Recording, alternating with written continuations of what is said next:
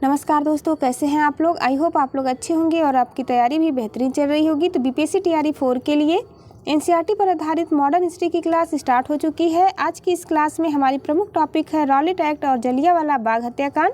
इस क्लास में आपको NCERT book line by line पढ़ाई जाएगी और आप सभी को पता है कि बीपीएससी के एग्ज़ाम में एनसीईआरटी से ही प्रश्न पूछे जा रहे हैं।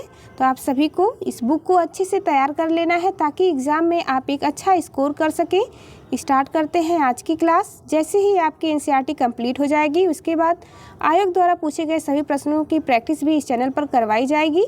तो यदि आप चैनल पर नए हो तो चैनल को ज़रूर सब्सक्राइब करिए ताकि आने वाली सभी वीडियो का नोटिफिकेशन आपको मिलता रहे।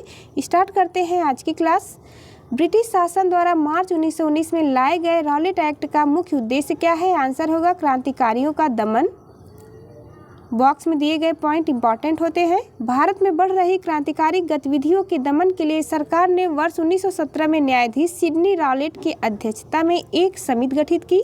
इसका उद्देश्य क्रांतिकारियों को कुचलने के लिए एक प्रभावी योजना का निर्माण करना था। इसके सुझाव पर मार्च 1919 में पारित विधेयक रॉलेट एक्ट के नाम से जाना गया। जब रॉलेट एक्ट पारित हुआ उस समय भारत का वायसराय कौन था। तो इसका आंसर है लॉर्ड चेम्सफोर्ड। किस औपनिवेशिक कानून को बिना वकील, बिना अपील, बिना दलील के नाम से जाना जाता है। तो आंसर होगा रॉलेट एक्ट को। यदि आपके पास डिटेल एनसीईआरटी पढ़ने का समय नहीं है तो ये आपके लिए one of the most important book है और बहुत ही कम समय में आप 6 से लेकर के 12 तक की एनसीईआरटी इस बुक के द्वारा कंप्लीट कर सकते हैं। अगला पॉइंट है रॉलेट एक्ट के विरोध में किसके द्वारा देशव्यापी सत्याग्रह चलाने का निर्णय लिया गया। तो आंसर होगा महात्मा गांधी। अगला पॉइंट, रॉलेट एक्ट के विरोध में किसने लगान न देने के लिए आंदोलन चलाने का सुझाव दिया था। स्वामी श्रद्धानंद के द्वारा सुझाव दिया गया था। अगला पॉइंट है the anarchical and revolutionary crime act 1919 को सामान्य बोलचाल में क्या कहा जाता है। आंसर होगा रॉलेट एक्ट। जलियांवाला बाग नरसंहार के पहले कौन सी महत्वपूर्ण घटना घटी थी। आंसर होगा रॉलेट एक्ट का पारित होना। पंजाब के अमृतसर शहर में जलियांवाला बाग हत्याकांड कब हुआ था। आंसर होगा 13 अप्रैल 1919 को। अगला पॉइंट देखते हैं। बॉक्स में दिए गए पॉइंट को आप ध्यान से पढ़ेंगे। रॉलेट सत्याग्रह के दौरान पंजाब के दो लोकप्रिय नेताओं डॉक्टर सैफुद्दीन किचलू और डॉक्टर सत्यपाल की गिरफ्तारी और ब्रिटिश दमन का विरोध करने के लिए 13 अप्रैल 1919 को वैसाखी के दिन अमृतसर के जलियांवाला बाग में एक सार्वजनिक सभा बुलाई गई थी जहां जनरल डायर द्वारा निहत्थी भीड़ पर गोलियां चलवाकर लगभग 1000 लोगों की हत्या कर दी गई। इस घटना को ही जलियांवाला बाग हत्याकांड के नाम से जाना जाता है।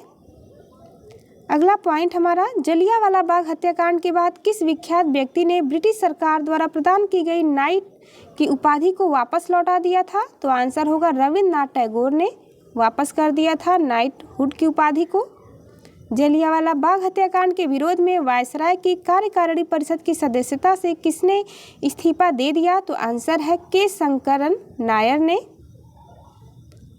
जलियांवाला बाग हत्याकांड जांच हेतु ब्रिटिश सरकार द्वारा किस कमेटी का गठन किया गया था। इसका नाम है हंटर कमेटी।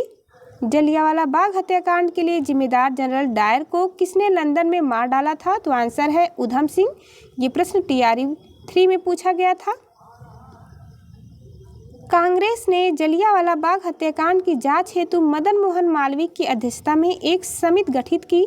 समिति के अन्य सदस्यों में मोतीलाल नेहरू, महात्मा गांधी, CR दास, बदरुद्दीन तैयब जी और MR जयकर आदि शामिल थे। आपको बता दें कि ये बुक आप सभी वर्ग के लिए पढ़ सकते हैं, 1 to 5 हो या 6 to 8 हो या TGT PGT सभी के लिए। GSG के जिसमें भी प्रश्न पूछे जा रहे हैं उस सब के लिए ये बुक आप फॉलो कर सकते हैं। स्वतंत्रता संग्राम की प्रमुख घटनाएं दी गई हैं, आप इसे याद रखेंगे। 1885 ईस्वी में भारतीय राष्ट्रीय कांग्रेस की स्थापना हुई थी। 1905 में बंगाल विभाजन के फलस्वरूप आरंभ हुए स्वदेशी आंदोलन का भारत के विभिन्न क्षेत्रों में प्रसार हुआ। 1906 की घटना, मुस्लिम लीग की स्थापना हुई। 1909 में इंडियन काउंसिल एक्ट लाया गया। 1912 में बंगाल विभाजन रद्द कर राजधानी दिल्ली स्थानांतरित कर दी गई। 1909 में गवर्नमेंट ऑफ इंडिया एक्ट, जिसके फलस्वरूप प्रथम विधानमंडल निर्वाचित हुआ। आगे देखते हैं 1929 की प्रमुख घटना। 1929 में भारतीय राष्ट्रीय कांग्रेस द्वारा स्वराज का आह्वान किया गया। 1935 की प्रमुख घटना है गवर्नमेंट ऑफ इंडिया एक्ट द्वारा विधानमंडल की शक्तियों में विस्तार और निर्वाचन क्षेत्रों में वृद्धि की गई। 1940 की प्रमुख घटना है मुस्लिम लीग द्वारा पाकिस्तान के निर्माण का आह्वान किया गया। 1942 व 1946 की प्रमुख घटना देख लेते हैं। 1942 में भारतीय स्वतंत्रता के लिए समझौतों की शर्तों को तय किया गया। 1946 में भारतीय स्वतंत्रता के लिए समझौते की शर्तों को तय करने में कैबिनेट मिशन असफल रहा। 1947 की प्रमुख घटना है स्वतंत्रता प्राप्ति व भारत का विभाजन, पाकिस्तान की स्वतंत्रता। हंटर कमीशन की रिपोर्ट जलियांवाला बाग से रिपोर्ट को गांधी जी ने पन्ने दर पन्ने निर्लज्ज सरकारी लीपापोती की संज्ञा दी थी। अगली टॉपिक आज की वीडियो में ही कंप्लीट की जाएगी। वीडियो को अंत तक देखें ताकि आप एक एक पॉइंट को ध्यानपूर्वक पढ़ पाए और आपका एक भी पॉइंट मिस ना हो। स्टार्ट करते हैं। अगली टॉपिक है खिलाफत एवं असहयोग आंदोलन। स्टार लगाएंगे, इससे प्रश्न अवश्य ही पूछा जाएगा। भारत में चलाए गए खिलाफत आंदोलन का प्रमुख कारण क्या था? तो आंसर होगा तुर्की में खलीफा पद को इंग्लैंड द्वारा समाप्त किया जाना। वर्ष 1919 में दिल्ली में आयोजित अखिल भारतीय खिलाफत कमेटी की अध्यक्षता किसके द्वारा की गई? आंसर है महात्मा गांधी के द्वारा। वर्ष 1920 में इलाहाबाद में आयोजित सम्मेलन के दौरान खिलाफत समिति के द्वारा गांधी जी को असहयोग आंदोलन प्रारंभ करने का अनुरोध किया गया था। खिलाफत आंदोलन के प्रमुख नेता कौन थे? शौकत अली और मोहम्मद अली। ये प्रश्न पूछा गया है। भारतीय राष्ट्रीय कांग्रेस ने पहला असहयोग आंदोलन किस वर्ष प्रारंभ किया? तो आंसर होगा 1920 में। 1920 के नागपुर अधिवेशन में असहयोग आंदोलन के प्रस्ताव को किसने प्रस्तावित किया था? तो आंसर है CR दास ने। असहयोग आंदोलन के दौरान किस व्यक्ति ने अपनी वकालत छोड़ दी थी? चित्तरंजन दास ने। स्वराज का नारा गांधी जी ने कब दिया? असहयोग आंदोलन के समय गांधी जी ने स्वराज का नारा दिया था। असहयोग आंदोलन के दौरान महात्मा गांधी ने केसरे हिंद की उपाधि त्याग दी थी, याद रखेंगे। अगला पॉइंट है वर्ष 1921-22 के असहयोग आंदोलन का मुख्य परिणाम क्या था? हिंदू मुस्लिम एकता इसका मुख्य परिणाम रहा। महात्मा गांधी द्वारा चलाया गया प्रथम जन आंदोलन कौन सा था? तो आंसर होगा असहयोग आंदोलन। कई बार पूछा गया प्रश्न है। असहयोग आंदोलन के दौरान विदेशी वस्त्रों को जलाए जाने पर किसने महात्मा गांधी को लिखा कि यह निष्ठुर बर्बादी है? तो आंसर होगा रविंद्रनाथ टैगोर ने लिखा। यदि वीडियो अच्छी लगे तो लाइक करना ना भूलें और अपने दोस्तों के साथ इसे अधिक से अधिक शेयर भी करें। अगला पॉइंट है चौरी चौरा कांड 5 फरवरी 1922 को गोरखपुर जिले उत्तर प्रदेश में घटित हुई थी, जिसके कारण गांधी जी ने असहयोग आंदोलन वापस ले लिया था। ये कई बार पूछा गया प्रश्न है। चौरी चौरा की घटना के समय महात्मा गांधी कहाँ पर थे? तो आंसर होगा बारदौली में। असहयोग आंदोलन कब समाप्त हुआ? आंसर है 1922 में। असहयोग आंदोलन के दौरान मोतीलाल नेहरू, CR दास, श्री राजगोपालाचारी, वल्लभ भाई पटेल, आसफ अली, T प्रकाशन व राजेंद्र प्रसाद जैसे प्रमुख वकीलों ने अपनी वकालत छोड़ दी थी। अगली टॉपिक कंप्लीट कर लेते हैं। टॉपिक हमारी है स्वराज पार्टी कांग्रेस का लाहौर अधिवेशन एवं पूर्ण स्वराज प्रस्ताव। मोस्ट इम्पॉर्टेंट है आपकी एग्जाम की दृष्टि से, बेहद ही ध्यान से देखिएगा एक एक पॉइंट आप। स्वराज पार्टी को किसने स्थापित किया था? आंसर होगा CR दास व मोतीलाल नेहरू। अनेक एग्जाम में यह कई बार प्रश्न पूछा जा चुका है। स्वराज पार्टी की स्थापना मार्च 1923 में की गई थी। CR दास इसके अध्यक्ष एवं मोतीलाल नेहरू इसके महासचिव चुने गए। अगला पॉइंट है स्वराज पार्टी के गठन के लिए किस कांग्रेस अध्यक्ष ने पद से त्याग पत्र दिया था? आंसर होगा CR दास। देशबंधु के नाम से कौन प्रसिद्ध है? चित्तरंजन दास। स्वराज पार्टी का गठन किस आंदोलन की असफलता के पश्चात हुआ? तो आंसर होगा असहयोग आंदोलन। नवंबर 1924 में महात्मा गांधी, CR दास तथा मोतीलाल नेहरू के मध्य एक महत्वपूर्ण समझौता हुआ, जिसे जाना जाता है गांधी दास पैक्ट के नाम से। अगला पॉइंट है वर्ष 1925 में विठल भाई पटेल को सेंट्रल लेजिस्लेटिव असेंबली का प्रथम भारतीय अध्यक्ष चुना गया था, याद रखेंगे। दिसंबर 1929 में कांग्रेस के लाहौर अधिवेशन की अध्यक्षता किसके द्वारा की गई थी? तो आंसर होगा जवाहरलाल नेहरू के द्वारा।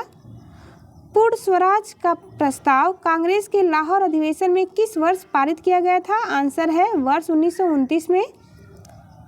लाहौर अधिवेशन में 31 दिसंबर 1929 की मध्य रात्रि को रावी नदी के तट पर कांग्रेस के अध्यक्ष जवाहरलाल नेहरू ने भारतीय स्वतंत्रता का प्रतीक तिरंगा झंडा फहराया। कांग्रेस कार्य समिति द्वारा पूर्ण स्वाधीनता दिवस किस दिन मनाया गया? तो आंसर होगा 26 जनवरी 1930 को। अगला पॉइंट है नेहरू रिपोर्ट कांग्रेस के किस अधिवेशन में निरस्त घोषित कर दी गई? तो आंसर है लाहौर अधिवेशन 1929। 17 नवंबर 1921 को प्रिंस ऑफ वेल्स के भारत आगमन पर संपूर्ण भारत में सार्वजनिक हड़ताल का आयोजन किया गया।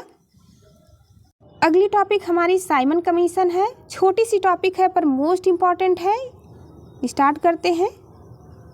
साइमन कमीशन यानी श्वेत कमीशन को किस वर्ष नियुक्त किया गया? तो आंसर होगा 1927 में साइमन कमीशन का गठन होता है। साइमन कमीशन का गठन क्यों किया गया था? तो आंसर है भारत शासन अधिनियम 1919 की समीक्षा हेतु, जिसे मॉन्टेग्यू चेम्सफोर्ड सुधार के नाम से भी जाना जाता है। यदि आप बीपीएससी द्वारा पूछे गए प्रश्नों को देखे होंगे तो आपको पता होगा कि इन सब टॉपिक से बार बार प्रश्न पूछे जा रहे हैं, इसलिए आपके लिए बेहद ही महत्वपूर्ण टॉपिक है ये। अगला पॉइंट हमारा है भारतीयों ने साइमन कमीशन का बहिष्कार क्यों किया था? तो आंसर होगा क्योंकि इसमें कोई भी भारतीय सदस्य नहीं था। साइमन कमीशन के विरोध में हुए लाठीचार्ज में लाला लाजपत राय घायल हुए तथा कुछ दिनों के बाद उनकी मृत्यु हो गई। पंजाब केसरी की उपाधि किसे दी गई थी? तो आंसर होगा लाला लाजपत राय को दी गई थी। साइमन कमीशन की नियुक्ति किसने की थी? आंसर है बर्केनहेड ने की थी साइमन कमीशन की नियुक्ति। अगला पॉइंट देखते हैं। साइमन कमीशन को किस अन्य नाम से जाना जाता है? तो इसे व्हाइट कमीशन यानी श्वेत कमीशन कहा जाता है, क्योंकि इसके सदस्य सभी अंग्रेज थे। साइमन कमीशन का समर्थन किसने किया था? डॉक्टर भीमराव अंबेडकर ने किया था। साइमन आयोग की नियुक्ति के समय किसके द्वारा भारतीयों के समक्ष सर्वसम्मति से संविधान बनाने की चुनौती रखी गई थी? तो आंसर है बर्केनहेड। मोतीलाल नेहरू की अध्यक्षता वाली समिति ने अगस्त 1928 में अपनी रिपोर्ट प्रस्तुत की, जिसे नेहरू रिपोर्ट के नाम से जाना गया। इस रिपोर्ट में भारत के नए डोमिनियन संविधान का प्रारूप प्रस्तुत किया गया। कल की हमारी टॉपिक होगी सविनय अवज्ञा आंदोलन। तो जाते जाते चैनल को लाइक शेयर सब्सक्राइब करना ना भूलें। मिलते हैं आपसे अगली वीडियो में, तब तक के लिए नमस्कार।